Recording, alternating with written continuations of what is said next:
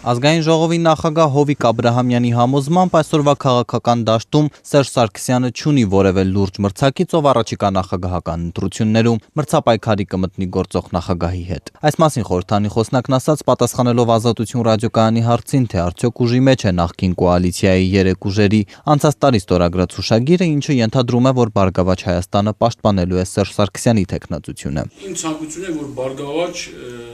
Հայաստան կուսակցությունը նաև սատարի Սերժ Սարգսյանին, քանի որ մենք եղել ենք նաև կոալիցիոն գործընկեր նախկինում, մայիսի 6-ի պարլամենտական ընտրություններից հետո Բարգավաճ Հայաստան կուսակցությունը ցանկություն չունեցավ մեր հետ, որպեսզի կոալիցիա կազմի, մենք այսօր կոալիցիա ենք կազմում օրինակ երկու կուսակցության հետ, իսկ Բարգավաճը այլ ընտրանք է։ Իհարկե ես չեմ էլ տեսնում որևէ այլ լուրջ կոնկուրենտ այսօր Սերժ Սարգսյանին, դա իմ անձնական կարծիքն է, ես չեմ էլ տեսնում, ես ոչ մեկին չեմ ուզում վիրավորել, ոչ մեկին այգին քար չեմ գցում, բայց չեմ էլ տեսնում, եւ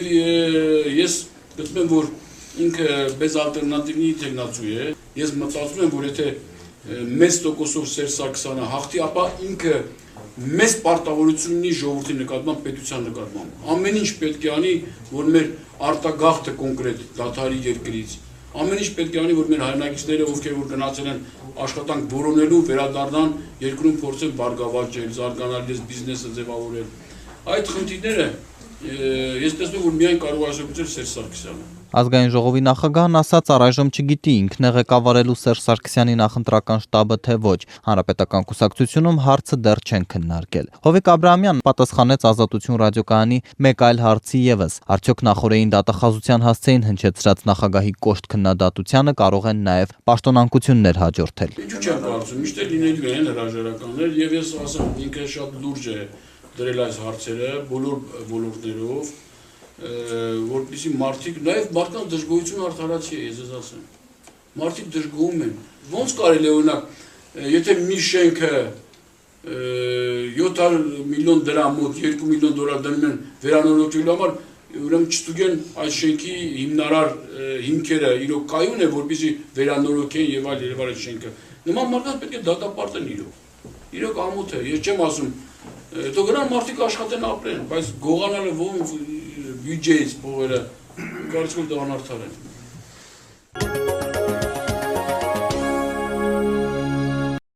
Հայ հեղափոխական դաշնակցություն խորհրդարանական խմբակցության քարտուղար Աղվան Վարդանյանը չի բացառում, որ առաջիկա 3 ամիսների ընթացքում ընդդիմությանը կհաջողվի առաջադրել նախագահի այնպիսի մի թեկնածուի, ով կարող է լուրջ մարտահրավեր նետել գործող նախագահ Սերժ Սարգսյանին։ Չբացառելով այդ հնարավորությունն, Աղվան Վարդանյանն այսօր Ազատություն ռադիոկայանի հետ զրույցում հիշեցրեց 1996 թվականի նախագահական ընտրությունները։ Նկատենք այդ ժամանակ ընտրությունների նախաշեմին ընդդիմադիր թեկնածուները դուրս եկան ընտրապայքարից եւ ընդդիմության միասնական թեկնածու դարձավ Վազգեն Մանուկյանը, ընդդեմ գործող նախագահ Լևոն Տեր-Պետրոսյանի։ Պարոն Վարդանյան, նորմալ եք համարում, որ ընտրություններին 3 ամիս են մնացել արդեն, առայսօր հայտնի է իշխանության թեկնածու վերնելու, հասարակությանը հայտնի է, որ առաջադրվելու է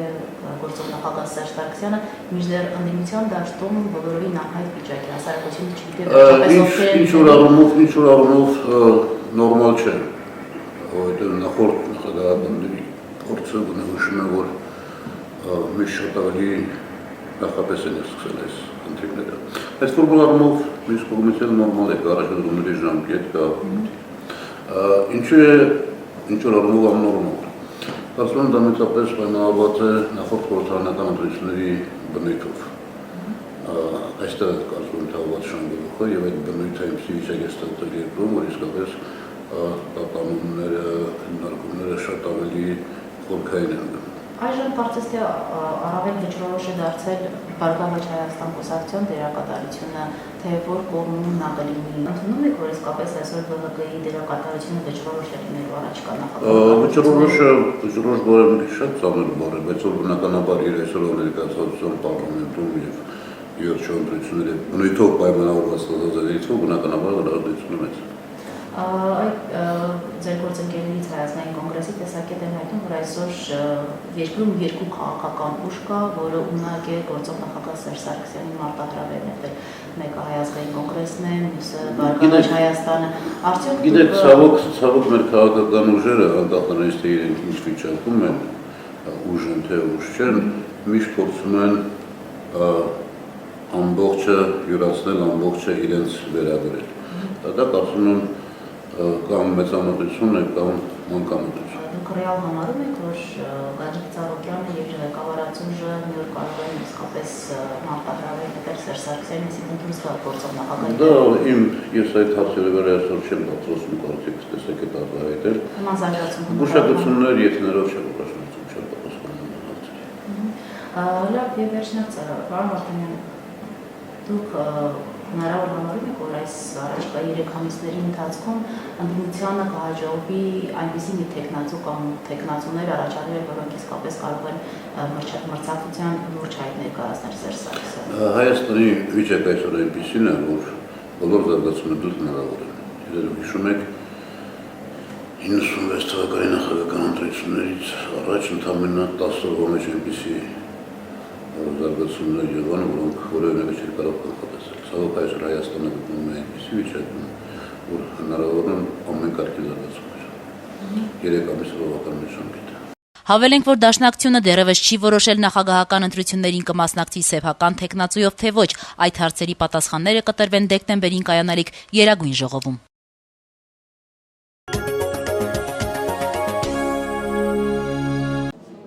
Ավան եւ նոր համայնքների ընդհանուր իրավասության դատարանում այսօր հարսնակարի գործով տուժող Պաշտպանության նախարարության զորամասերից մեկում միկրովիրաբույժ Արտակ Բայադյանը ցուցմունք տալիս պնդեց, որ հունիսի 17-ին հարսնակարի ավտոկայանատեղիում իրեն եւ իր մյուս 4 ընկերներին ծեծողները եղել են առնվազն 15-ից 20 հոգի։ Հիշեցնեմ, որ հիմա Ամբաստանյալի աթոռին են 6-ը, նրանցից որևէ մեկը ոչ միայն չի ընդունում, այլև անհասկանալի է համարում մեղադրանքը։ Արտակ Բայադյանի ցուցմունքում կան դրվագ որոնք շատ հստակ նկարագրում են կոնկրետ մարդկանց, որոնք առհասարակ այս գործով ներգրաված չեն։ Մենք հանգիստ գնում ենք դեպի ավտոկայանատեղի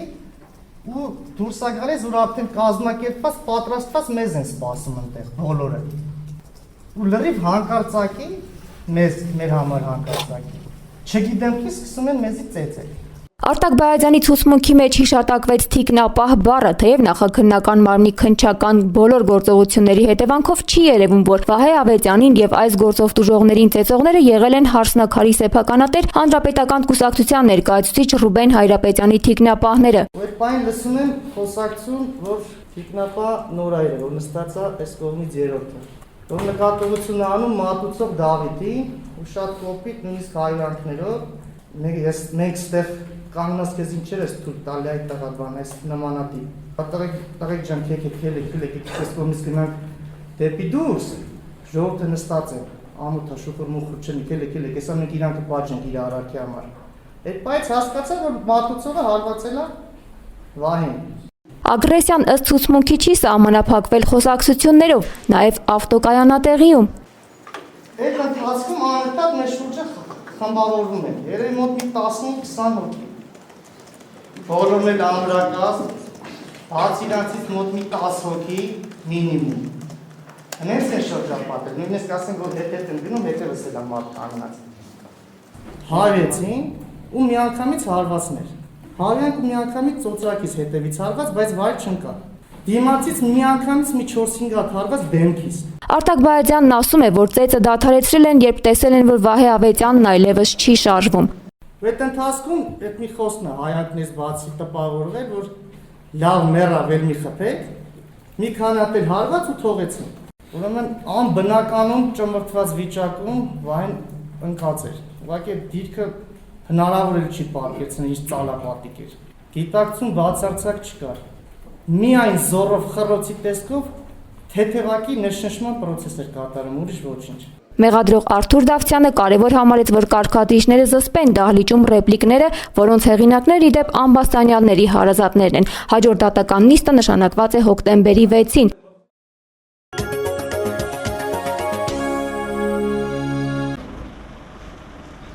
2,871,771 մարդ։ Սա է Հայաստանում ապրող բնակչության առկա թվականակը 2011 թվականի մարտահամարի նախնական արդյունքների համաձայն։ Այսինքն հենց այսքան մարդ հաշվառման պահին ներկա է եղել Հայաստանում։ Ինչ վերաբերում է բնակչության մշտական թվականակին, որն ավելի մեծ թիվ է կազմում 3,15854 մարդ, ապա այստեղ կարող են ներառված լինել նաև այն մարդիկ, ովքեր մշտապես բնակվում են, սակայն մարտահամարն իրականացնել անցնելու պահին տեղում չեն եղել։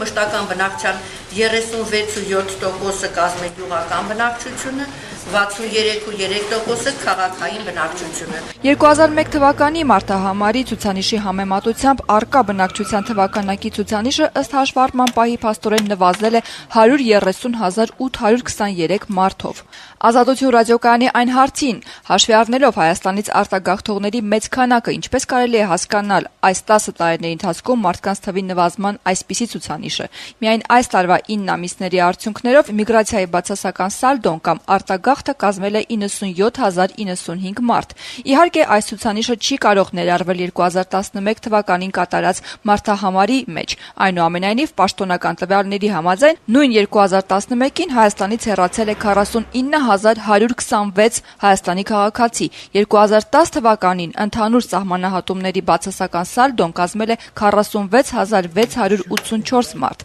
իսկ 2009-ին 57,240 մարդ։ Այսինքն միայն այս տարիների ցուցանիշը գերազանցում են 100,000-ը։ Արտագաղթի կողքին նաև բնական հավելաճի մասին պետք է խոսենք։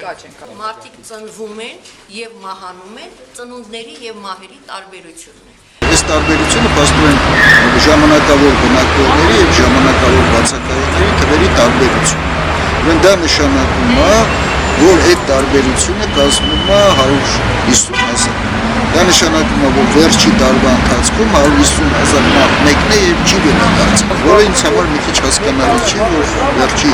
մարտահամարի նախորդող մի տարում այդքան մարդ ավելա գնացել, քան թե վերադարձել։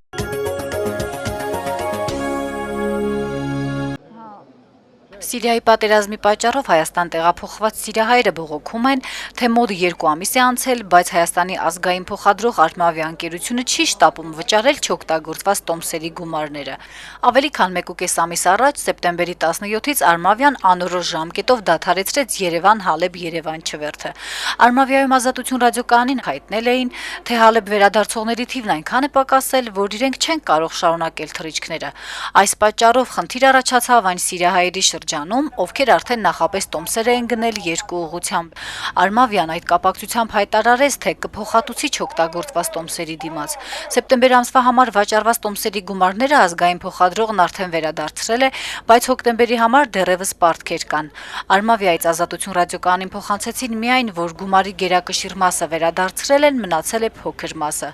3 Զվարթնոց օդանավակայան եկած սիրիահայերը, որոնք դիմավորում էին հարազատներին, Ազատություն ռադիոկայանի զրույցում բողոքում էին Արմավիայից։ Հալեպահայ կինը պատմում է, որ Սիրիայի կառավարությանը պատկանող սիրիական ավիաուղիներով են Հայաստան հասել, իսկ մինչ այդ Արմավիայից գնաց տոմսերն այդպես էլ չեն օգտագործել։ Մեկ ամիս առաջ Արմավիայի տիկետ կդրած էինք, մեզի թրիչքը թրավ անշուշտ գեցավ, մենք չի գրցանքան։ Հիմա մեր $1,400 չեն դարգոր մեզի։ Դիմել եք իրենք։ Դիմեր ենք։ Ինչ են ասել։ Չեմ գիտեր չեն դարգոր։ Գրանցել են ձեր անունը։ Անշուշտ, մեր տիկետները ունիմ ես եւ մենք հիմա Հալեբին եկած ենք, գիտեք դուք մեր վիճակը ինչ վատ է հոն։ $1,400 ինձ համար ոնց մեծ բան մնե։ Ես կխնդրեմ, որ հաճիս ասի թող հասնի իրենց լեզուն, ես դրամը սկուզեմ նոր։ Այստեղ վարձով եք մնում։ Հա, բա։ Ինչքան եք մնալու։ Մենք չեմ գիտեր 2 ամիս, 3 ամիս։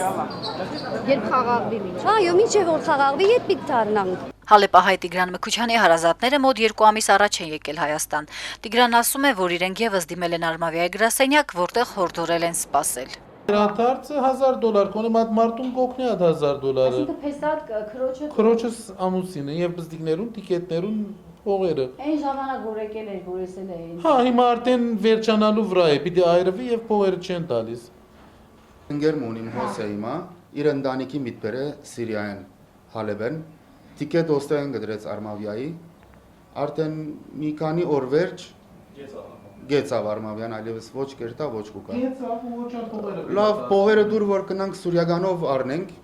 փող չի գա։ Հա չեն թռնում, բանջ չի կա եւ չի թռնում ինքը։ Փողերը հետո ադոմսը հիմա որ այրվի եւ փողերը ինքը իր կրբանը մնա ավելի լավ է, այսինքն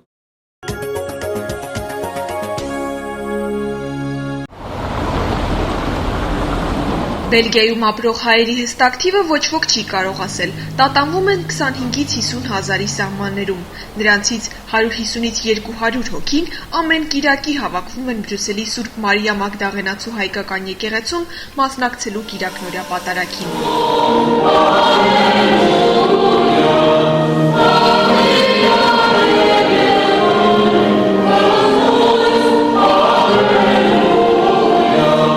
Բելգիայում 3 պետական լեզու կա՝ ֆրանսերեն, նիդերլանդերեն, գերմաներեն։ Միակ երկլեզուն մայրաքաղաք Բրյուսելն է։ Այստեղ հայկական եկեղեցում հաճախ բացի ֆրանսերենից ու հայերենից լսվում է նաև արաբերենը։ Բելգիայի հայ համայնքի մի մասն են կազմում մերձավոր արևելքի երկրներից Բելգիա գաղթած հայերը, ովքեր պատերազմական Իրաքից կամ Սիրիայից նախընտրել են փախչել դեպի խաղաղ Եվրոպա։ Մենք Իրաքի հայ ենք, ոստեղ են եկել ենք 1993-ից եկել ենք մինչև հիմա։ Ինչո՞վ են զբաղվում հայերը այստեղ։ Աշխատում։ Ինչ-որ հատուկ հեզ մարդ մի չաշխատի։ Գենալ գմուրան։ Օրեքտար ո՞նց չեք աշխատի։ Գմուրան ամենալ։ Բոլորներ աշխատում են։ Չէ, երիտասարդները, ասեմ, ովքեր թուղթեր ունեն, ովքեր կարող են գործարեն, աշխատում են։ Սիրիայից Բելգիա տեղափոխված գյուղատնտես Հովսեփ Հովսեփյանն ասում է, Հայաստանում ապրելն իր համար անհնար կլիներ։ Աշխատանք չկա, իսկ պետության նպաստով ապրելն անկարելի է։ Հայաստանում մեզ աղբար են ասում, դժգոհում է Բելգիայում բնակվող սիրիահայը։ Գրնա ընդունի սփյուռքի հայությունը,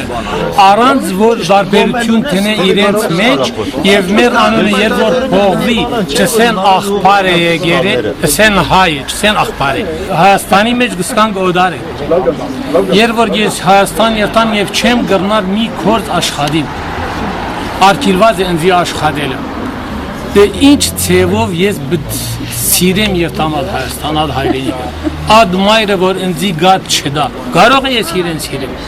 Բելգիայի ներկայիս հայ համայնքը մի քանի փուլով է ձևավորվել։ Այստեղ ապրում են եւ հայեր, որոնք 20-րդ դարի սկզբին են գաղթել Եվրոպա, փրկվելով ցեղասպանությունից, եւ հայեր, որոնք անմիջապես անկախացումից հետո են հեռացել Հայաստանից։ Հայերի ներգաղթը Բելգիայի թագավորություն շարունակվում է այսօր։ Գալիս են թե հայաստանցիներ, թե սփյուռքի հայեր։ Քանի դարի անկախություն 21 դարի վերջեր գահարցնես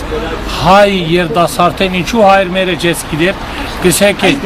բոլշովիկական սիստեմ էր 60 դարի բայց հիմա 20 դարի է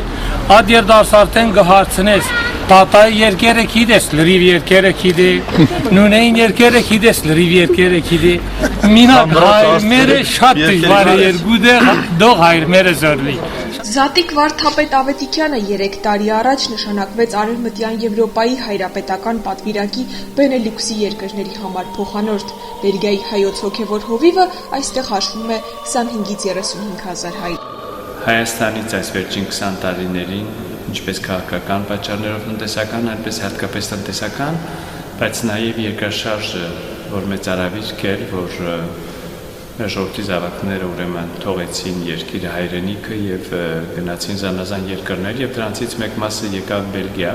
Բրյուսելի կենտրոնում Մանանա Քլջյանն ու իր ընտանիքը հայկական տոլմա ու խորոված են պատրաստում։ Հայկական ռեստորանում Նարոսում հաճախ հենց բելգիացիներն են ճաշում։ Հայ է եւ կուզեի հայկական խոհանոցը եվրոպացիներին հրամցնել։ Դա է պատճառը։ Հայ ընտանիքը Բելգիայում արդեն մի քանի ամիս է փորձում է հայկական եւ հունական ճաշատեսակները սիրելի դարձնել շոկոլադասեր բելգիացիներին։ Եվրոպական խոհանոցը չի սիրում յուղոտ ճաշատեսակներ, հայկական ավանդական ուտեստներն այստեղ եվրոպականացվել են, բայց համն ու հոտը չեն կորցրել։ Գալիս են եւ պատվիրում են հայկական, իմանալու դա ինչ է իրենից ներկայացնում։ Ամենաշատ ինչ են պատվիրում հայկական։ Ամենաշատը պատվիրում են գաստորմա, որպես նախուտեստ, եւ տոլմա, ամարային տոլմա, խաշլամա, իշխան, որը շատ են սիրում։ Եվ ունենք գարի խորոված, նույնպես նախընտրում են, եւ ունենք բադրջան, բիբարի խորովածը, որը բանջարեղենը շատ են սիրում։ Բրյուսելի հայկական ռեստորանում շուտով սկսվում են հայկական խաշի օրեր։ Օրեր առաջ Բելգիայի հայ համայնքի 3 ներկայացուցիչներ էլ ընտրվեցին տեղական ինքնակառավարման մարմինների կազմում։ Սա նշանակում է, որ առաջիկա 6 տարիներին նաև հայերն են լուծելու բելգիացիների համայնքային խնդիրները։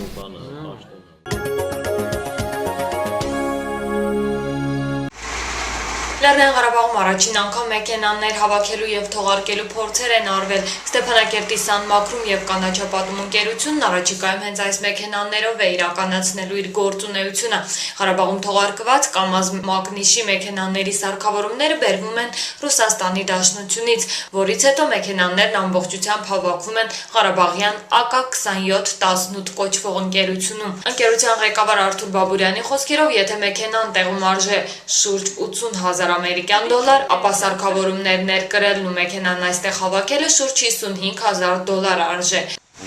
Ջրատոյա առնողին համբզամզդ։ Ներկայումս ընկերությունում շահագործման է պատրաստ ձնմաքրման 1 մեքենա, մի քանի օրից պատրաստ կլինի նաև աղբատար մեքենան, որից հետո ընկերությունը ձեռնամուխ կլինի ձնմաքրման համար նախատեսված 2 ամենագնացների հավաքմանը։ Վերջիններս ձմռանը կօգտագործվեն Ստեփանակերտ-Բերձոր ճանապարհահատվածի եւ Ստեփանակերտի դժվարանցանելի փողոցների համար։